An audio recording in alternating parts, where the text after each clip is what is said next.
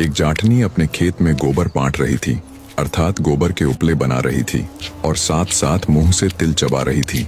तभी वहां से राजा का बिगड़ा हुआ नौजवान लड़का गुजरा। जब उसकी नजर उपले बनाती हुई उस नौजवान सुंदरी पर पड़ी तो उसने सोचा, क्यों ना इसके साथ थोड़ी ठिठौली की जाए। इस सोच के साथ वो अपने घोड़े को उसके थोड़ा करीब लेकर गया और उस जाटनी से बोला, तिल थापणी गोबर चाबनी ई गांव को के नाव, अर्थात तिल बनाने वाली और गोबर चबाने वाली इस गांव का नाम क्या है। जाट की लड़की भी बड़ी तेज तर्रार थी, उसने भी कुंवर को उसी ढंग से उत्तर दिया, सेल चढ़िया घोड़ा फर्क कावड़िया ताव गांव को नाम ई टेली, अर्थात राजकुमार पर चढ़े हुए घोड़े इस गांव का नाम टेली है। जाटनी की हाजिर जवाबी और उसके नहले पर दहले वाले जवाब को सुन राजकुमार के तन बदन में आग लग गई। वो ठहरा राजा का लड़का और वो मामूली से जमींदार की लड़की। गुस्से से लाल पीला होता हुआ राजकुंवर जाटनी से बोला, तेरी ये मजाल, तू राजा के लड़के को उल्टा जवाब दे। मैं तेरे साथ ऐसी कहानी करूंगा कि तू सदा याद रखेगी कि तेरा पाला किससे पड़ा था। मैं तुझसे विवाह करूंगा और चौथे फेरे में ही तुझे छोड़ दूंगा। ना तो तू ब्याही रहेगी और ना कुंवारी। इतनी बात कह कुंवर वहां से जाने लगा। अब जाटनी उसे ऐसे कैसे जाने देती। उसने कहा, रुक राजा की घमंडी औलाद, अब मेरी भी बात सुनता जा। तू बड़ा राजकुमार बना फिरता है ना। अगर तेरे ही सगे बेटे से तेरा काला मुंह करवाकर, तुझे 7 जूते मरवाकर तेरे इस घमंड को चूर चूर ना किया तो मैं भी असल जाट की औलाद नहीं। जाटनी की बात सुन कुंवर चुपचाप बिना कुछ बोले वहां से चला गया। राजमहल लौटकर उसने खाना पीना छोड़ दिया और अनशन करने लगा। इकलौते बेटे के अचानक बदले इस व्यवहार से राजा और रानी बहुत परेशान हुए। उन्हें समझ नहीं आ रहा था कि क्यों कुंवर ने अचानक खाना पीना छोड़ दिया। जब भी वे उससे इन सब की वजह जानना चाहते तो वो हर बार बात को टाल देता। राजा इसी सोच में परेशान बैठा था। तब रानी ने उससे कहा, महाराज, नया खून है, अभी अभी जवानी में पैर रखा है, क्या पता कुछ ऐसा हो गया हो जिसे वो अपने माँ बाप के साथ नहीं बतलाना चाहता हो। राजा बोला, तो फिर क्या करे अब। रानी बोली, महाराज, आप उसके जिगरी दोस्त को बुलवा लो और उसे कुंवर के पास भेजो। उसके आगे कुंवर जरूर अपने मन की बात कहेगा। राजा को रानी की बात उचित लगी। अगले दिन जैसा रानी ने कहा, राजा ने वैसा ही किया और कुंवर के एक खास दोस्त को बुलवा उसे अपने बेटे की हालत से अवगत करवाते हुए उसके पास भेजा। कुंवर के जिगरी ने जब उसके पास जाकर उसकी इस व्यथा का कारण पूछा तो अंदर ही अंदर घुल रहे कुंवर ने उसके आगे सब उगल दिया और उसे उस जाट की लड़की के साथ घटे राजकुंवर अपने जिगरी दोस्त के सामने कह सुनाता है और कहता है, उस मामूली सी जमींदार की लड़की को मैं चुनौती तो दे आया कि मैं उसे बीच विवाह चौथे फेरे में छोड़ दूंगा, पर मेरी अब ये चुनौती पूरी कैसे होगी। अपने राजकुमार मित्र की बात सुन उसका जिगरी हंसता हुआ बोला, अरे मेरे यार, इतनी छोटी सी बात के लिए तुम खाना छोड़कर अनशन पर बैठे हो। तुम चिंता मत करो, मैं तुम्हारे पिता यानी महाराज से अभी बात करता हूँ। कुंवर थोड़ा चिंतित होता हुआ बोला, पर मेरे पिता हमारे इस कुकृत्य में शामिल क्यों होंगे भला। कुंवर का जिगरी बोला, तू उस सब की चिंता मत कर यार। इतना कहकर वो राजा महाराज के पास जाता है और उन्हें आधी अधूरी बात बताते हुए कहता है कि महाराज, आपके सुपुत्र का हृदय राज्य की एक जाट जमींदार की लड़की पर आसक्त हो गया है। बस उसी के चक्कर में वो अनशन पर है। अपने बेटे के दोस्त की बात सुन राजा बोला, अरे बस इतनी सी बात, मैं अभी उस जमींदार के घर राजकुमार का रिश्ता पहुंचा देता हूँ। इस प्रकार राजकुमार का जिगरी दोस्त उसके पिता को आधी अधूरी बात बताकर मना लेता है। राजा अगले दिन ही अपने एक पुरोहित के हाथों जाट के घर अपने लड़के का रिश्ता भेज देता है। पुरोहित तुरंत आदेशानुसार जाट के घर राजा के लड़के का विवाह प्रस्ताव लेकर पहुंच जाता है। राजा के लड़के का रिश्ता आया देख एक बार के लिए जाट सकपका गया। कहाँ वो राजा का लड़का और कहाँ हम साधारण से जमींदार। वो गहरी सोच में पड़ जाता है। उसका दिल इस रिश्ते के लिए गवाही नहीं दे रहा था, पर भला राजा के आदेश को टालने की उसके अंदर क्षमता कहाँ। अंततः वो विवाह के लिए अपनी सहमति जता देता है। जाट की लड़की यानी जाटनी को जब पता चला तो वो बिना अपने पिता को कुछ बताए मन ही मन सतर्क हो जाती है। उसे पता था राजा का लड़का कुछ गड़बड़ जरूर करेगा। निश्चित तिथि पर कुंवर बारात लेकर जाट के घर पहुंच गया। पंडित ने मंत्र आदि पढ़ते हुए लड़की को बुलाया और विधि विधान के साथ उन दोनों का विवाह कार्यक्रम प्रारंभ कर दिया। रस्म अनुसार जब उन दोनों के फेरे हुए तो 3 फेरे पूरे होने तक तो कुंवर ने कोई हरकत नहीं की, पर ज्यों ही चौथा फेरा शुरू हुआ वो धड़ मार कर एकदम गिर पड़ा। अब उसके मित्र आदि तो पहले से ही सारी योजना से भली भांति परिचित थे। उन्होंने आनन फानन में हो हल्ला मचाते हुए राजकुमार को उठाया और बोले, कुंवर को मिर्गी का दौरा आया है, ठीक होने पर इसे वापस ले आएंगे। इतना कहते हुए उन्होंने कुंवर को पालकी में लिटा दिया और शादी के बीच ही उसे ले गए। इधर जाटनी भी पहले से ही सतर्क थी। उसे कुंवर के मंसूबों का अच्छे से पता था। चौथे फेरे के दौरान जब कुंवर बहाना करते हुए नीचे गिरा और ये सारा झमेला हुआ, उसी दौरान उसने चुपके से कुंवर की कटार निकाल ली थी। उनके जाने के बाद जाट की बेटी ने राजकुमार की कटार से बाकी बचे हुए फेरे ले लिए। इस प्रकार विवाह संपन्न हो गया। अब बदले की बारी उसकी थी। जाट की लड़की को धोखे से विवाह के बीच में छोड़ राजकुमार राजमहल लौट आता है। वक्त बीता, पर कुंवर अब उसे लाने के लिए क्यों जाने वाला था भला? उसे तो बस अपनी कही हुई पूरी करनी थी। जाट की भी इतनी हिम्मत नहीं पड़ी कि वो राजा के सामने जाकर अपनी बेटी के साथ हुए इस अन्याय की गुहार लगाए। जाट की बेटी दिन प्रतिदिन गहरी चिंता में सूखने लगी। अंदर ही अंदर उसे ये बात कचोटती रहती कि राजा का लड़का तो उसे बीच विवाह छोड़कर अपनी कही बात पूरी कर गया। अब वो अपनी बात को कैसे पूरा करेगी? आखिरकार जाटनी ने भी एक योजना बनाई। अपनी योजना को अंजाम देने के लिए वो अपने पिता के पास जाती है और उनसे कहती है, पिताजी, कुछ दिन से मेरा मन उखड़ा उखड़ा सा रहता है। अगर आप इजाजत दें तो मैं मानसिक शांति के लिए तीर्थ जाना चाहती हूँ। जाट ने भी सोचा, ठीक है, तीर्थ आदि घूमने से उसकी बेटी अपने साथ हुए उस हादसे को भूल जाएगी। उसने खुशी खुशी अपनी बेटी को तीर्थ जाने की इजाजत दे दी और जाते हुए उसे राह खर्च के लिए बहुत सारा धन आदि भी दे दिया। जाट की बेटी तीर्थ के लिए घर से निकल पड़ती है, पर उसे कौन सा सच में तीर्थ जाना था? उसे तो राजा के लड़के से बदला लेना था। अंततः वो अपनी बनाई योजना अनुसार उसी नगर में जाकर रहने लगी जहां का राजा उस राजकुमार का पिता था।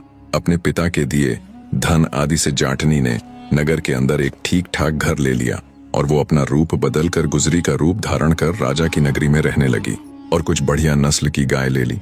योजना के तहत वो अपनी गायों को हरे चारे के साथ साथ बहुत से सूखे मेवे खिलाती। मेवे चराने से गाय का दूध अति उत्तम होता चला गया। गुजरी बनी जाटनी ने अपने गायों के उस प्योर दूध से दही जमानी शुरू कर दी और शाम के समय वो पूरी तरह बन ठन कर नगर के चौक में अपनी दही बेचने के लिए जाने लगी। जो कोई भी उस गुजरी से दही खरीदने आता और जब दही के दाम पूछता तो गुजरी दही का भाव 100 रुपये बताती। उस समय 100 रुपये बहुत अधिक होते थे। एक दिन राजकुमार का दोस्त जब चौराहे से गुजरा तो उसने भी गुजरी बनी जाटनी से दही का भाव पूछा। 100 रुपये बताने पर उसने सोचा, अवश्य ही कोई खास प्रकार की दही होगी, इसलिए इसका मूल्य इतना अधिक है। उसने गुजरी से वो दही खरीद ली और राजमहल जाकर वो दही उसने राजकुमार को दे दी। राजकुमार ने जब दही का स्वाद चखा तो उसकी तबीयत फड़क उठी। एक राजकुमार होते हुए भी उसने ऐसी स्वादिष्ट दही कभी नहीं खाई थी। दही के स्वाद से अभिभूत हो जब उसने अपने मित्र से उस अत्यधिक स्वादिष्ट दही का राज पूछा तो उसके दोस्त ने उसके आगे की पूरी बात कह सुनाई। राजकुमार ने सोचा, जिसकी दही इतनी स्वादिष्ट, इतनी उत्तम है, वो स्वयं कैसी होगी? ऐसा सोचकर वो अगले दिन खुद गुजरी के पास जाने का विचार करता है। गुजरी आम दिनों की ही तरह नगर के चौराहे में खड़ी अपनी दही बेच रही थी। तभी राजकुमार उस गुजरी के पास आता है और उससे दही देने को कहता है।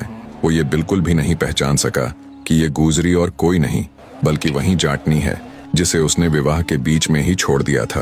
राजा का लड़का गुजरी के रूप सौंदर्य पर आसक्त हो जाता है। गुजरी यानी जाटनी की तो शुरू से ही ये योजना थी कि वो किसी प्रकार राजा के लड़के को अपने जाल में फांस सके। अब राजकुमार हर रोज गुजरी के पास दही के बहाने आने लगा। एक दिन गुजरी ने उसे अपने डेरे में आमंत्रित किया। दोनों का प्यार प्रवान चढ़ा और वो एकांत में बने गुजरी के डेरे में मिलने लगे। इस प्रकार गुजरी यानी जाटनी गर्भ धारण कर लेती है। अगली बार जब राजकुमार उसके पास आया तो वो राजकुमार से अपने घर जाने की इजाजत लेते हुए कहती है, अब मुझे मेरे घर जाना पड़ेगा, मुझे बहुत दिन हो गए, घर वाले चिंता में होंगे। राजकुमार गुजरी को रोकने की बहुत चेष्टा करता है पर वो नहीं मानती। अंततः गुजरी राजकुमार को जल्दी ही दोबारा मिलने का आश्वासन देती है। उसकी बात से सहमत हो राजकुमार उसे निशानी के तौर पर अपनी अंगूठी निकाल कर देते हुए कहता है, अब की बार जब तुम हमारे राज्य में आओ तो तुम्हें कहीं बाहर ठहरने की आवश्यकता नहीं। तुम पहरेदारों को मेरी ये अंगूठी दिखाकर सीधी राजमहल चली आना। राजकुमार की अंगूठी ले जाटनी फिर से अपने गांव अपने पिता के पास लौट जाती है। तय समय पर जाटनी ने एक बड़े ही स्वस्थ और तेजस्वी पुत्र को जन्म दिया।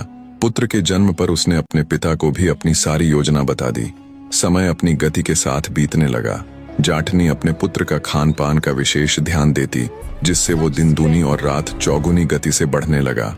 जाठनी से पैदा हुआ वो तेजस्वी लड़का अपनी उम्र के सभी लड़कों से होशियार और बलवान था। खेल खेल में वो अपने साथ खेलने वाले दूसरे लड़कों को पीट दिया करता था। ऐसे ही एक दिन जब वो खेल रहा था तो उसने एक ब्राह्मण के लड़के को घोड़ा बनाया और खुद उस पर सवार हो गया। घोड़े बने उस लड़के को जाठनी के लड़के ने बुरी तरह से पीट दिया।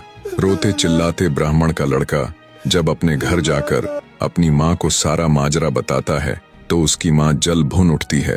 अत्यंत क्रोधित होते हुए वो जाट के घर जाती है और जाठनी पर बिफर पड़ती है। छिनाल कहीं की, ना जाने किसका लड़का लाई है। गांव के सभी लड़कों की नाक में दम किया हुआ है। मन आया उसको पीट दिया, मन आया उसे मार दिया। हरामी कहीं का। गुस्से से भरी ब्रह्माणी जब ये बातें जाठनी को कह रही थी, तब जाठनी का बेटा भी सारी बातें सुन लेता है। उसके तन बदन में आग लग जाती है। ब्रह्माणी के जाने के बाद वो गुस्से से लाल पीला होता हुआ अपनी माँ के पास जाता है और कहता है, आज या तो तुम मुझे मेरे पिता का नाम बताओ, अन्यथा मैं तुम्हें मार डालूंगा। मैं भूल जाऊंगा कि तुम मेरी माँ हो। अपने बेटे के मुख से ये बात सुन उसकी माँ की आंखें स्वतः ही नम हो जाती हैं। वो कहती है, मैं तुझे तेरे पिता का नाम अवश्य बतला दूंगी, पर मेरी एक शर्त है। शर्त है कि तू अपने बाप का काला मुंह करके उसे 7 जूते मारेगा। अपनी माँ की बात सुन लड़का हैरान होते हुए बोला, पर क्यों? तब जाठनी अपने बेटे के आगे पूरी बात खोल देती है कि कैसे घमंड में चूर उसके राजकुमार पिता ने अपनी बात पूरी करने के लिए उसे धोखे से बीच विवाह ही छोड़ दिया था, और कैसे तब वो उसके पिता का घमंड तोड़ने के लिए गुजरी का वेश धारण कर उससे फिर से मिली। माँ की पूरी बात सुन लड़का सन्न रह गया। मुझे माफ कर देना माँ, मैंने उस ब्राह्मणी की बात सुन आपको गलत समझा। मैं आपसे वादा करता हूँ कि मैं आपके कहे वचनों को झूठा नहीं होने दूंगा। मैं अपने उस अहंकारी पिता का मुंह काला करके उसे 7 नहीं बल्कि 14 जूते मारूंगा, 7 आपके नाम के और 7 मेरे नाम के। अपनी माँ से ये वायदा कर जाठनी का बेटा अपने पिता के नगर की तरफ चल पड़ता है। दूसरी तरफ राजकुमार ने अपने पिता के निधन उपरांत राजकाज खुद संभाल लिया था। अब वो राजकुमार नहीं बल्कि संपूर्ण राज्य का राजा था। जाठनी का लड़का जब अपने पिता के नगर में पहुंचा तो उसे भी पता चल गया कि उसका पिता ही अब वहां का राजा है। लड़के ने अपने मन में दृढ़ निश्चय किया कि बेशक उसका पिता राजा हो, पर वो अपना वादा पूरा कर उसे सबक जरूर सिखाएगा। पूरे नगर को अच्छे से घूम फिर कर देखने के बाद जाठनी का लड़का नगर की एक बूढ़ी मालिन के घर ठहर जाता है। मालिन ने पहले तो उसे टरकाना चाहा, पर जब लड़के ने उसे एक सोने का टका दिया तो उसने खुशी खुशी उसे अपने यहाँ ठहरा लिया। रात को जाठनी के लड़के ने पूरे नगर में इश्तिहार चिपका दिए कि 1.5 छेल की नगरी में 2.5 छेल आयो है, ठगाए गो ठगा वैगो कोनी। कहानी को बीच में रोककर आपको जाठनी के लड़के के इश्तिहार का मतलब अच्छे से बताता चलूं। दरअसल पुराने समय में 1.5 छेल शब्द का प्रयोग बहुत ही चालाक लोगों के लिए किया जाता था, और 2.5 छेल यानी चालाकों का भी चालाक। तो जाठनी के लड़के ने खुले शब्दों में पूरे नगर को चुनौती दी कि इस शहर के सारे लोग मिलकर भी सिर्फ 1.5 चालाक हैं, और अब उनमें 2.5 चालाक यानी मैं आ गया हूँ। अब कोई उसे ठग नहीं सकता, क्योंकि जो खुद ठगता है उसे ही ठगने वाला कोई नहीं होता। राजा के कानों तक जब ये खुली चुनौती पहुंची तो उसके अहम को बड़ी ठेस पहुंची। तमतमाते हुए राजा ने घोषणा की कि जो कोई भी इस 2.5 छेल को पकड़ेगा वो उसे बहुत बड़े इनाम से नवाजेंगे। अपने सगे बाप का मुंह काला करके उसे 14 जूते मारने के लिए जाठनी का लड़का अपनी योजना अनुसार पूरे नगर में अपने चुनौती भरे इश्तिहार छपवा देता है। राजा को जब इस बारे में खबर मिली कि उनके नगर में 2.5 छेल आया है तो उसने घोषणा कर दी कि जो 2.5 छेल को पकड़ेगा वो उसे बहुत बड़े इनाम से नवाजेंगे। राजा की घोषणा नगर में फैली तो मीणा जाति के लोगों ने 2.5 छेल को पकड़ने का बीड़ा उठाया। पुराने समय में मीणा जाति एक बहादुर और योद्धा जाति मानी जाती थी। मीणा जाति के लोग राजा के समक्ष उपस्थित हुए और बड़े आत्मविश्वास के साथ बोले, हम उस दुष्ट 2.5 छेल को पकड़ कर दिखाएंगे। राजा ने खुशी खुशी उन्हें शुभ कामनाएं दी। दूसरी तरफ 2.5 छेल यानी जाठनी का लड़का उस बूढ़ी मालिन से पूछता है, बुढ़िया माई, आज नगर में ये हो हल्ला कैसा है? तब बूढ़ी मालिन बोली, अरे बेटा क्या बताऊं, नगर में कोई अढ़ाई छैल आया है जिसे पकड़ने का जिम्मा आज मीणा जाति के लोगों ने उठाया है। बूढ़ी मालिन की बात सुन शातिर मुस्कान के साथ अढ़ाई छैल बोला, ओह तो ये बात है। जैसे ही रात्रि हुई मीणा लोग चौकसी के साथ नगर में निकल पड़ते हैं। दूसरी तरफ अढ़ाई छैल एक ज्योतिषी का रूप धारण कर मीनों के घर पहुंच जाता है और उनकी स्त्रियों को इकट्ठा कर उनसे कहता है, आज रात तुम्हारे घर डाकू आने वाले हैं जिनके बदन पर सिर्फ कच्छा होगा और वे गंजे होंगे, इसलिए तुम पहले ही ईंट और पत्थर इकट्ठे कर तैयार रहना। जब वे खुद को घर मालिक बताते हुए अंदर घुसना चाहे तो उन पर ईंट पत्थर बरसा देना। इस तरह ज्योतिषी रूपी अढ़ाई छैल मीणाओं की स्त्रियों को बहला फुसला कर वहां से चला जाता है। फिर वो एक नाई यानी बाल काटने वाले का रूप धारण कर एक तालाब के किनारे बैठ जाता है। घूमते घूमते जब मीणा लोग तालाब की तरफ आए तो उन्होंने उससे पूछा, कौन है रे तू और इस समय यहाँ क्या कर रहा है? तब नाई रूपी अढ़ाई छैल बोला, दरअसल आज रात अढ़ाई छैल अपनी हजामत यानी दाढ़ी बनवाने के लिए मेरे पास आने वाला है, बस उसी के इंतजार में बैठा हूँ। नाई की बात सुन मीणा लोगों की आंखें चमक उठी। अढ़ाई छैल आने वाला है। वे नाई से बोले, हम भी यहाँ छिपकर उसका इंतजार करेंगे। तब नाई बोला, नहीं नहीं, ऐसे तो वो तुम्हें पहचान लेगा। एक काम करता हूँ, तुम्हारे बाल काटकर तुम सबको गंजा कर देता हूँ, फिर तुम सब तालाब में घुस जाना और सिर्फ अपना सिर बाहर रखना। गंजे होने के कारण अढ़ाई छैल तुमको देख नहीं पाएगा।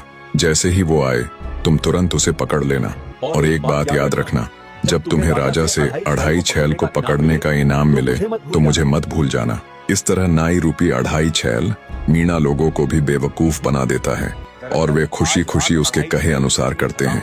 जब वे गंजे होकर पानी में उतरे तो अढ़ाई छैल उनके वस्त्रों को वहां से उठाकर चंपत हो जाता है और वे तालाब में उसका इंतजार कर रहे थे। जब अढ़ाई छैल के इंतजार में मीणा लोगों को तालाब के अंदर बैठे आधी रात से भी ज्यादा गुजर गई, तब उनकी बुद्धि ने काम किया कि हो ना हो वो हरामखोर नाई ही अढ़ाई छैल था जो हम सबको बेवकूफ बना गया।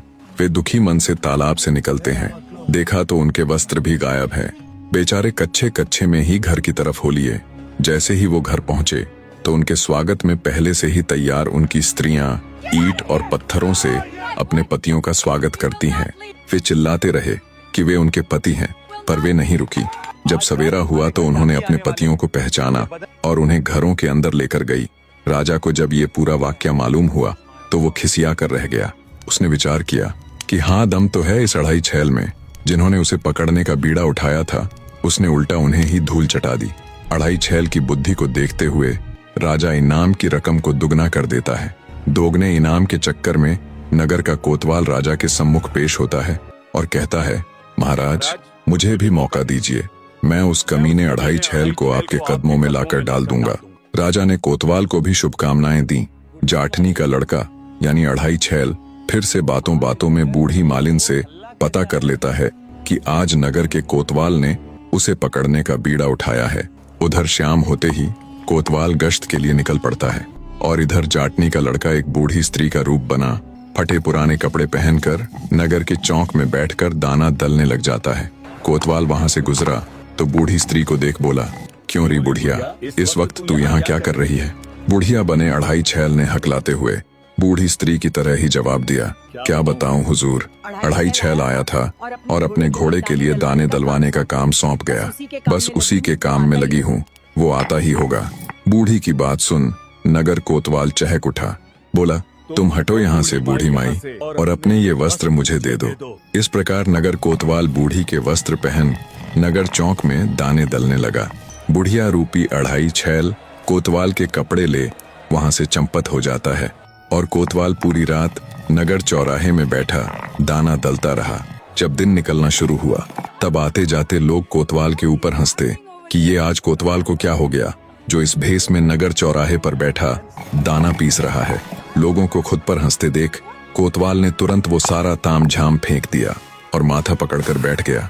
साला वो अढ़ाई छैल बुढ़िया का रूप बना मेरे साथ भी खेला कर गया। जाटनी के लड़के ने राजा की नाक में दम किया हुआ था। जब मीणा जाति के लोगों ने उसे पकड़ना चाहा तो उसने उल्टा उन्हीं के सिर मूंडकर उनकी ही स्त्रियों द्वारा उन पर ईंट पत्थर बरसवा दिए। जब नगर के कोतवाल ने उसे पकड़ना चाहा तो उसने कोतवाल को भी सबक सिखाते हुए उससे बीच चौराहे में दाना डलवाया, जिससे वो लोगों के बीच मजाक का पात्र बनकर रह गया। इन घटनाओं के बाद पूरे नगर में अढ़ाई छैल का भय इस कद्र हो चुका था कि अब कोई भी नगर निवासी उसे पकड़ने के लिए आगे नहीं आ रहा था।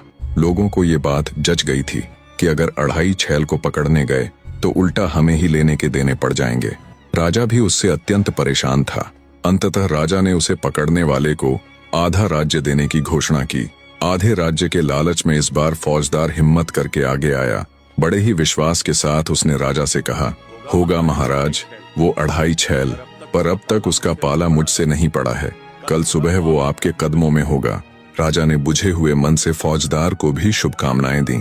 इधर जाटनी के लड़के यानी अढ़ाई छैल ने बातों बातों में फिर से बूढ़ी मालिन के आगे वही बात छेड़ दी। क्यों री बूढ़ी माई, अब की बार किसने अढ़ाई छैल को पकड़ने का बीड़ा उठाया है? तब बूढ़ी मालिन दबी हुई आवाज में कहती है, बेटा अब की बार फौजदार ने उस अढ़ाई छैल को पकड़ने की ठानी है। क्यों री माई, कौन कौन है इस फौजदार के परिवार में? बुढ़िया बोली, बस 3 जन हैं, खुद फौजदार, उसकी पत्नी और उनकी बेटी, जिसे ब्याहे 12 साल बीत चुके हैं, पर उसका पति कभी उसे लेने के लिए नहीं लौटा। बड़े किस्मत के मारे हैं बेचारे। मालिन की बात सुन जाटनी का लड़का फौजदार को भी सबक सिखाने के लिए एक योजना बनाता है। वो चुपके से ज्योतिषी का रूप धारण कर फौजदार के घर के आसपास घूमने लगता है। कोई बुझा निकलवा लो, किसी का गया हुआ अपना कब लौटेगा भी कि नहीं, ज्योतिषी को सब खबर है। ये कहते हुए जब उसने 3-4 बार फौजदार के घर के आगे चक्कर लगाए तो फौजदार बाहर आया। उसने ज्योतिषी को अंदर बुला उसके आगे अपना दुखड़ा रोया। हे ज्योतिषी, मेरी बेटी की शादी को 12 वर्ष बीत चुके हैं, पर मेरा दामाद उसे लेने के लिए नहीं लौटा। फौजदार की बात सुन जाटनी का लड़का बोला, अरे आपका भाग्य तो कुछ और ही कह रहा है, जल्दी ही आपके भाग खुलने वाले हैं। ज्योतिषी की बात सुन फौजदार खुशी के साथ साथ अचंभित होते हुए बोला, कैसे ज्योतिषी बाबा, कृपया थोड़ा और खुलकर बताइए। तब ज्योतिषी बोला, आपका दामाद बहुत बड़ा व्यापारी बन गया है और आपके भाग्य अनुसार वो आज रात ही आपके घर पधारने वाला है, इसलिए आज चौकन्ने रहना। फौजदार बड़ा खुश हुआ। उसने ज्योतिषी को बहुत अच्छी भेंट देकर विदा किया। रात हुई तो जाटनी का लड़का एक व्यापारी का वेश धारण कर फौजदार के घर के आगे ये कहते हुए चक्कर लगाने लगा कि यही आसपास मेरी शादी हुई थी। पता नहीं कौन सा घर था। जिस बाप की जवान बेटी ब्याह के 14 साल बाद भी घर बैठी हो, उसे अगर पता चले कि उसका दामाद पूरे 14 वर्ष बीत जाने के बाद उसकी बेटी को लेने के लिए आने वाला है, तो उसे भला नींद कैसे आ सकती है। बिल्कुल उसी परिस्थिति में आज फौजदार था। वो ज्योतिषी के कहे अनुसार चौकन्ना हुआ अपने दामाद के आने का इंतजार कर रहा था। रात हुई तो जाटनी का लड़का एक व्यापारी का वेश धारण कर फौजदार के घर के आगे ये कहते हुए चक्कर लगाने लगा कि यही आसपास मेरी शादी हुई थी। पता नहीं कौन सा घर था। अब फौजदार तो परिवार सहित पहले से ही कान खड़े कर दामाद के इंतजार में थे। फौजदार तुरंत बाहर निकला और बोला, याद कैसे रहेगा इतने दिनों बाद जो तू आया है, और उसे आदर सहित घर के अंदर ले गया। उसका अच्छे से आतिथ्य किया। उसके लिए घर के ऊपर बने चौबारे में बढ़िया बिस्तर लगवा दिया। दामाद की अच्छे से खातिरदारी करने के बाद फौजदार खुद अढ़ाई छैल की तलाश में निकल गया। जब आधी रात हुई तब जाटनी के लड़के ने पास सोती हुई फौजदार की लड़की को उठाया और चाकू दिखाकर धमकाते हुए बोला, जरा भी शोर किया तो जान से मार दूंगा, और उसके सारे गहने आदि उतरवा लिए। जाते हुए जाटनी के लड़के ने फौजदार की लड़की को खाट से बांधकर उसके मुंह में कपड़ा ठूंस दिया और बोला, कह देना अपने बाप को कि तू कहाँ अढ़ाई छैल को बाहर ढूंढता फिर रहा है। वो तो तेरा जमाई बन तेरे घर आया था। इतना कहकर घर में रखा अन्य धन आदि लेकर जाटनी का लड़का रफू चक्कर हो गया। सुबह हुई और सारा भेद खुला तो फौजदार ने भी अपना सिर पीट लिया। जब राजा तक ये खबर पहुंची तो उसके सब्र का बांध भी टूट गया। साले सब के सब निकम्मे हैं, कोई किसी काम का नहीं। अंततः राजा ने खुद अढ़ाई छैल को पकड़ने का बीड़ा उठाया। उधर जाटनी के लड़के ने बूढ़ी मालिन को लूटा हुआ बहुत सारा धन दिया और बोला, क्यों री माए, आज किसने बीड़ा उठाया है अढ़ाई छैल को पकड़ने का? मालिन बोली, अरे बेटा क्या बताऊं, उस अढ़ाई छैल ने तो पूरे नगर की नींद उड़ा रखी है। अब खुद राजा महाराज ने ही उसे पकड़ने का बीड़ा उठाया है। मालिन की बात सुन शातिर हंसी हंसता हुआ अढ़ाई छैल बोला, ओह, तो आज राजा साहब खुद निकलेंगे अढ़ाई छैल को पकड़ने के लिए। इसी दिन का तो उसे शुरू से इंतजार था। रात हुई तो राजा ने नगर के चारों दरवाजे बंद करवा दिए और आखिरी दरवाजे पर अपराधियों को ठोकने वाला काट रखकर खुद वहां पर पहरा देने लग जाता है। उधर जाटनी के लड़के ने एक अत्यंत सुंदर लड़की का वेश धारण कर लिया और हाथों में पूजा की थाली लेकर निकल पड़ा नगर में। जब सुंदर युवती बना जाटनी का लड़का राजा के नजदीक से गुजरा तो उसे देख राजा को भी बड़ा अचंभा हुआ। सोचा, नव युवती इतनी रात को हाथ में पूजा की थाल लिए भला कहाँ जा रही है। राजा उसे आवाज देकर रोक लेता है और कहता है, कौन हो तुम और इतनी रात को कहाँ जा रही हो? युवती ने आत्मविश्वास के साथ निर्भीकता से उत्तर दिया, मैं फौजदार की बेटी हूँ। राजा बोला, इतनी रात को कहाँ जा रही हो बेटी? इस पर युवती ने कुछ लज्जा कर कहा, महाराज आपको तो यह पता ही है कि कल रात वो दुष्ट अढ़ाई छेल हमारे घर आया था। लूटपाट के साथ साथ उस हरामी ने मेरा धर्म भ्रष्ट भी कर दिया। अंततः पास ही के भैरव मंदिर में फिर से पवित्र बनने के लिए जा रही हूँ। भैरव जी की कृपा से मेरा कलंक दूर हो जाएगा। इतना कह युवती रूपी जाटनी का लड़का वहां से चला गया। थोड़ी देर बाद जब वो वापस आया तो फिर से राजा के पास रुक गया और काठ की तरफ इशारा करते हुए उसने राजा से पूछा कि महाराज ये क्या चीज है? राजा बोला, बेटी ये काठ है, इसमें अपराधियों को पकड़कर कस दिया जाता है। आज उस दुष्ट अढ़ाई छेल को पकड़कर इसी के अंदर डालूंगा। राजा की बात सुन बड़े ही भोलेपन के साथ युवती बोली, महाराज ये भला कैसा यंत्र है? इससे पहले तो ऐसा कुछ मैंने कभी नहीं देखा। मैं भी तो देखूं कि इसमें अपराधी कैसे ठोका जाता है। युवती के इतना कहने पर राजा ने अपना एक पैर काठ में रखा और बोला कि देख, इस तरह एक पैर इस छेद में डाल दिया जाता है और दूसरा पैर 3 छेद छोड़कर चौथे छेद में, और फिर इस काठ को बंद करके ताला लगा दिया जाता है। युवती बोली, महाराज मैं देखना चाहती हूँ, कृपया आप एक बार मुझे भी इसमें बंद करके दिखाइए ना। युवती का भोलापन देख राजा बोला, बेटी मैं तुझे इस काठ में कैसे बंद कर सकता हूँ भला? तुम्हारे ये कोमल कोमल हाथ पैर छिल जाएंगे। अगर तुम्हें इसे देखने की इतनी ही अभिलाषा है तो लो मैं स्वयं इसके अंदर जाकर तुम्हें दिखलाता हूँ। इतना कहकर राजा ने अपने दोनों पांव और हाथ उस काठ के अंदर डाल दिए। युवती बना जाटनी का लड़का तो कब से इसी फिराक में था। उसने तुरंत उस काठ को बंद कर ताला जड़ दिया। राजा बोला, ये क्या कर रही हो बेटी? अब मुझे निकालो इसके बाहर, खोल दो इस ताले को। तब जाटनी का लड़का बोला, मैं तेरी कोई बेटी नहीं हूँ, मैं तो तेरा फूफा अढ़ाई छेल हूँ। ये सुन राजा की आंखें फटी की फटी रह जाती हैं। जाटनी के लड़के ने अपनी जेब से कालिख निकालकर राजा के मुंह पर मल दी और 7 जूते मारते हुए बोला, ये मेरी माँ के नाम के। और एक बार फिर से एक के बाद एक करके 7 जूते दोबारा राजा को जड़ दिए और बोला, ये मेरे नाम के। इस प्रकार अच्छे से अपना बदला लेने के बाद जाटनी का लड़का राजा को उसी हालत में छोड़ वहां से 9-2-11 हो गया। बेचारे राजा की बड़ी दुर्दशा हुई। सुबह हुई तो लोगों ने उन्हें काठ में से निकाला। अब तक राजा भी अढ़ाई छेल का कायल हो चुका था, पर एक बात राजा को अंदर ही अंदर खाए जा रही थी। वो सोच रहा था कि मैं तो उस लड़के को जानता तक नहीं, फिर उसने जूते मारते हुए ये क्यों कहा कि 7 मेरी माँ के नाम के और 7 मेरे नाम के। अगले दिन राजा ने पूरे नगर में घोषणा करवा दी कि अढ़ाई छेल के सभी गुनाह माफ हैं। वह दरबार में हाजिर हो। राजा साहब उसे भरपूर इनाम नवाजने के लिए बेकरार है। जाटनी के लड़के ने जब ये घोषणा सुनी तो वो दरबार में हाजिर हो गया। महाराज मैं ही हूँ वो अढ़ाई छेल। उसे देख राजा हैरान था।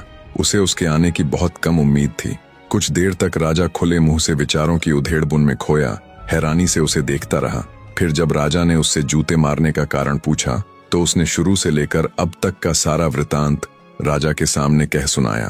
तब राजा बोला, उसे तो मैंने बीच विवाह ही छोड़ दिया था, फिर वो मेरी पत्नी और तुम मेरे बेटे कैसे हुए?